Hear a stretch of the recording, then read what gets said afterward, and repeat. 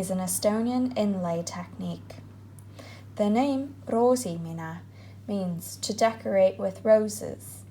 This name came from a style of embroidery done on the island of Muhu that uses short stitches. It's an apt name as this technique gives the appearance of embroidery when you're actually making a pattern with intentional floats on the right side of your knitting. This technique is traditionally used on gloves such as these, which were knitted in the coastal region of Tõstamaa, as well as stockings. So now a little bit more about the technique. So here on this traditionally knit sample, if we look up close, we can see the intentional coloured floats. Now this sample is knit with a very fine gauge, and their floats are created just with a single strand of yarn. Now most of us knitters today might not knit at this fine gauge. We can appreciate it though. So to give you an idea, this is a quick sample I did on a double knit DK weight yarn. Now when knitting at a looser gauge, or a more average gauge for today, I tend to hold my contrasting floating inlay yarn double. This will give the density in the pattern that we see here. By holding your yarn double, here I'll put my finger underneath so you can see this float, it makes the motif nice and thick. Now, the other important thing, and we'll get to see this when I start knitting, is that this technique, your contrasting yarn that you're creating your pattern with, you will never actually knit with it. It's merely floating on the right side, being woven in as you knit. So I'm going to quickly turn these inside out so you can see. They never get knit. What you're seeing on the back is just where it's kind of being wrapped as you go through each round. Now this technique is really only done in the round, and you'll see how that works in just a moment. So now we're going to get ready to knit. I'm going to show you our chart. This is a Roosimine chart. This is usually how it looks. So instead of a filled in square, which you'd see for Fair Isle or stranded colourwork charts, this has our contrast colour shown as a stripe or a bar, which mimics the way it will look when it's knitted floating, and it allows us to see how many stitches we're carrying that float across. Because this technique is used in some ways similar to intarsia in terms of placement, I use stitch markers. I'll put them in to mark the beginning and end to help me get my placement the way I want it. So I've gone ahead and started on row 1. Now I have 3 stitches that are just in my working yarn. I'm using a DK weight, and the grey is my working or background yarn. So I've gone ahead and knit those 3 stitches. Now stitch 4 is our first stitch where we are going to start our float. So I'm going to pull in my contrast colour, which is this pink. Now I'm going to hold it double to get this nice dense filled in motif. So I'm going to drop it in between my needles, leaving myself a little bit of tail in the back so that I can sew that in at the end. And then towards the front, I'm going to hold the ends that are attached to the skein. So now I'm just going to leave that pink contrast yarn alone, and I'm going to knit my next stitch. So that's stitch 4. I'm now going to take my contrast yarn and bring it to the back. Essentially, I'm going to be wrapping it around the stitch marked in my chart here. So I've taken it to the back and just left it there. Now the next thing, which is very important, is how we're going to secure or trap that colour in place. I'm going to take my working yarn, which is the grey yarn here, and bring it up and over the pink. So you can see that cross there. This is easily done when you just drop your inlay yarn just down to the back. So now I'm going to knit the next stitch. I'm just going to, and I will show you now. So by knitting that next stitch, I've trapped that pink inlay yarn in place with the bar that I've created right here. So it's trapped in there. So it's not going to start flying off on me. So now I'm going to continue on to my next float that I'm going to create. Right, so now I'm doing another single stitch across. So I'm going to pull my contrast yarn back to the front and the back, knit that stitch, bring the contrast yarn to the back again, make sure I've dropped it to the back and cross my working yarn over top and knit the stitch.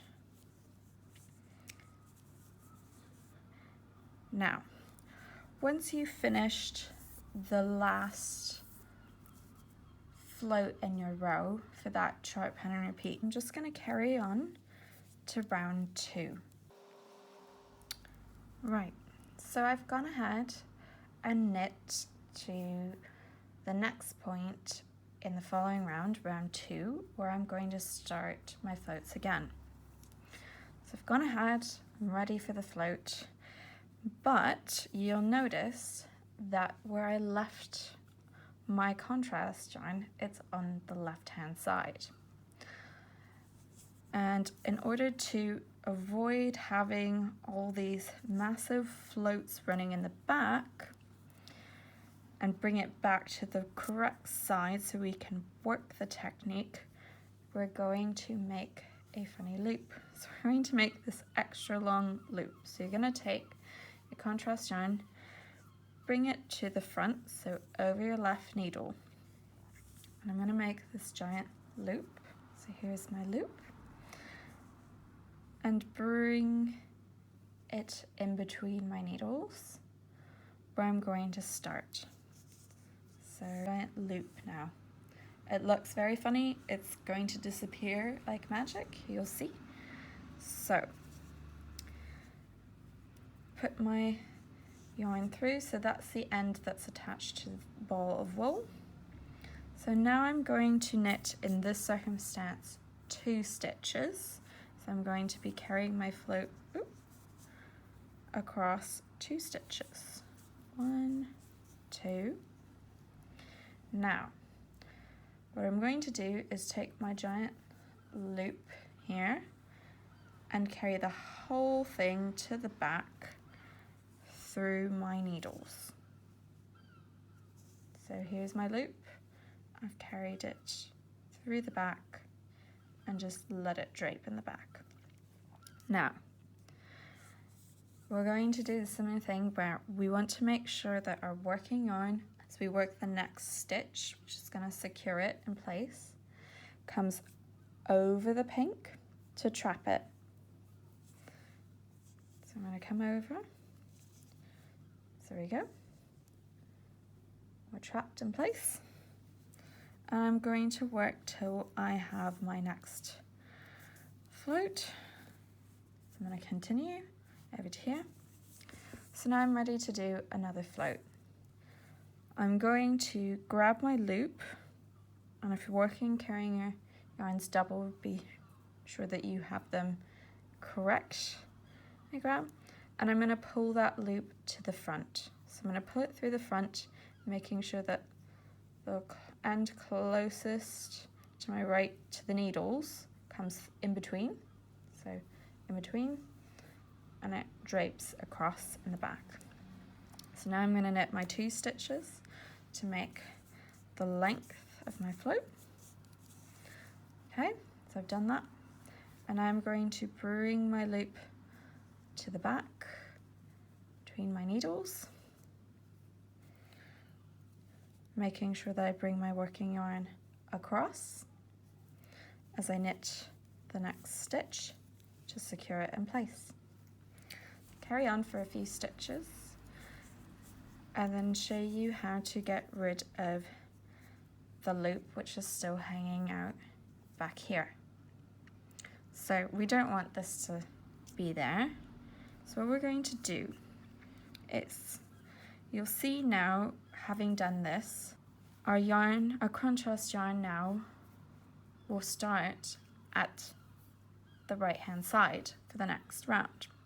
So what I'm going to do to get rid of this loop, I'm going to very carefully and slowly pull on the end of my contrast yarn here. You don't want to go too tight because I'll show you as we look at the front. That's going to pull my tension back nice and even. And you can kind of, you know, pull your stitches a bit just to see that it's not puckering. So you can pull it a bit, tension the ends. It looks nice. So now I'm going to carry on to the next row.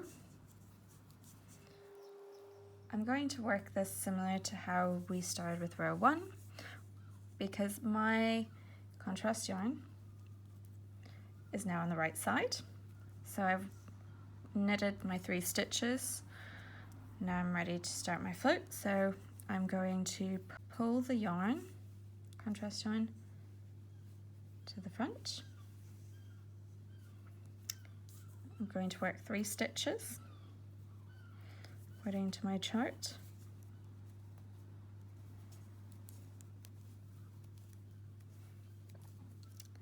Take my contrast yarn to the back, drop it down,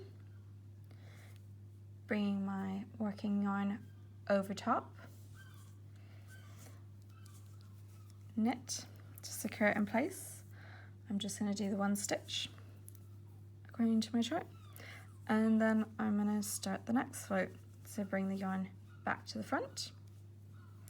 I'm going to work across 3 stitches. You work across to however many your chart tells you. Bring my contrast yarn to the back, drop it, make sure my grey working yarn comes across to trap it in place, and I'm going to work a few stitches and then kind of stretch it, make sure my tension's good. You can kind of play with it a little bit. What you don't want, and I'll show you if I pull it too tight. If I pull it too tight, you're going to start seeing where it's looping back on itself up here. It's going to start pulling, you'll get holes. So you don't want to pull too tight. But because you're not knitting this yarn, you have a bit of play with it.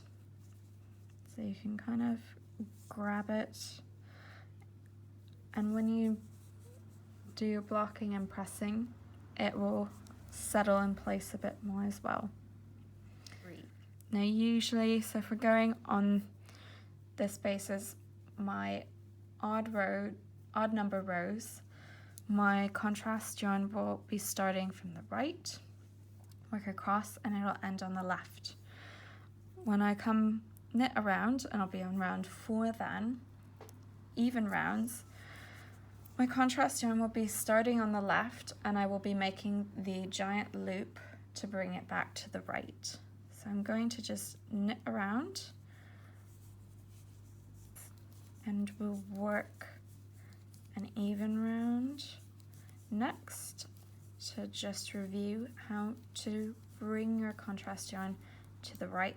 So I'm back to where I'm going to start the first float stitch on round 4. But again, so with the even rounds, my contrast yarn is on the left.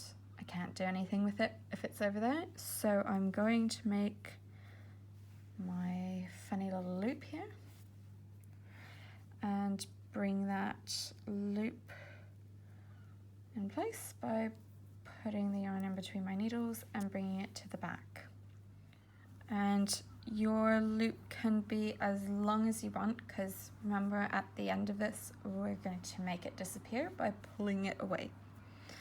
So I'm going to knit the stitch that I'm going to wrap my float around. So this particular one is 1 stitch. Bring the giant loop to the back through the needles. You're just dealing with the loop, not the bit that's attached to the ball. Making sure my grey crosses over to trap it in place. Now I'm going to work to the next float section. Bring my loop back to the front for my float between the needles. Work the number of stitches for the float. So I'm now going to take the loop back between the needles, knit the next stitch or so